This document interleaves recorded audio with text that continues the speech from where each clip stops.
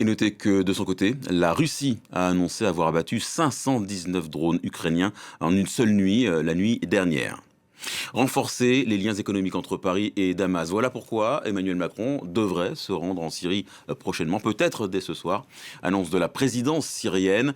Ce déplacement serait le premier d'un président français dans le pays depuis 2009, le premier d'un chef d'État occidental depuis la chute de Bachar al-Assad. Ce déplacement, il est au cœur du décryptage de Mélina Huette. Bonjour Mélina, grand reporter et chroniqueuse internationale sur France 24. Pour Paris, quel intérêt de se déplacer, d'aller justement en Syrie? Alors, il y a un intérêt hautement symbolique et puis vous l'avez dit un petit peu en amorce. Pourquoi ? Parce que le dernier président français, tout simplement, à s'être rendu à Damas, c'était pas hier, c'était il y a 17 ans, en 2009, c'était Nicolas Sarkozy. Vous le voyez sur ces images. Et puis, quelques mois plus tôt, le président français qui avait même invité un Bachar al-Assad dans la tribune du 14 juillet, vous le voyez également sur ces images, être invité d'honneur au défilé du 14 juillet, ça n'est quand même pas rien. Il était à l'époque encore fréquentable, si je peux me permettre l'expression. Il était même vu comme une sorte de clé de la paix au Proche et Moyen-Orient par certains, dont l'ancien président français. Mais ces images, elles ont vieilli très vite, très mal.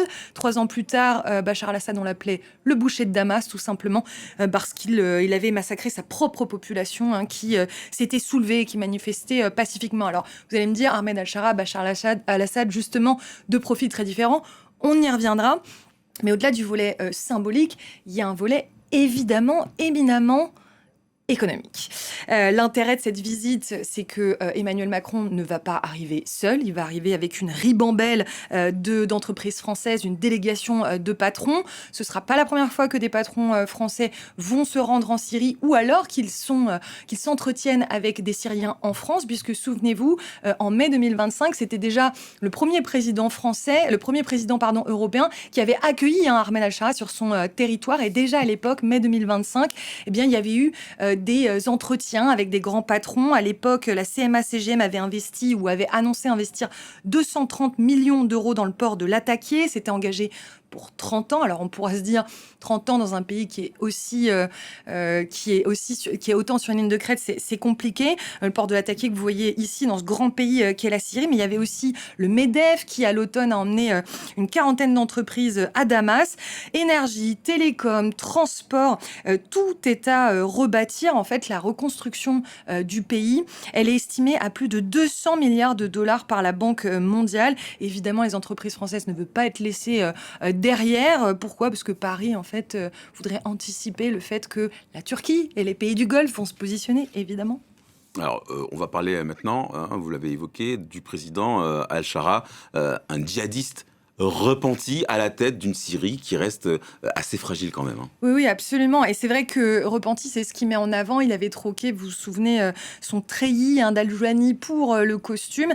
Maintenant, il parle réconciliation. Il est pris au sérieux par tout un tas d'interlocuteurs. Avant Emmanuel Macron, Ursula von der Leyen était allée d'ailleurs en Syrie.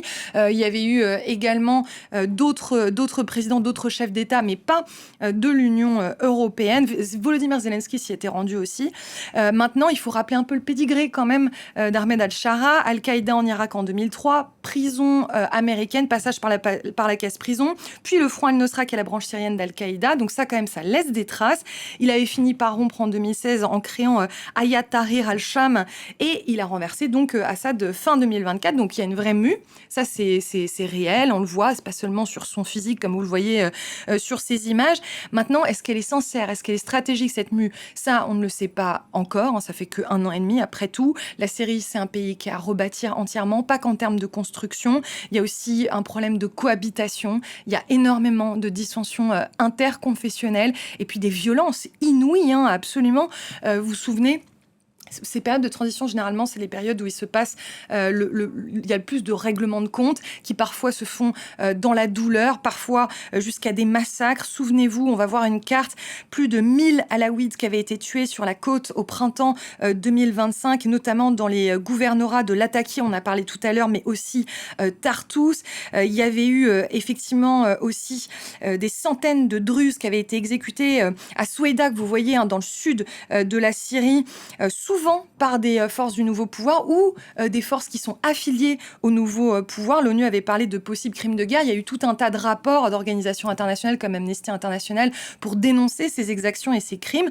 La sécurité, elle reste précaire. Dana Albos, notre correspondante, nous a encore fait part jeudi dernier alors maintenant, on est arrivé à 10 morts, de l'explosion d'une bombe dans un café à Damas, si bien que la visite qui était prévue d'Emmanuel Macron, qui est une sorte de déambulation dans la vieille ville, aurait été annulée pour ces raisons-là.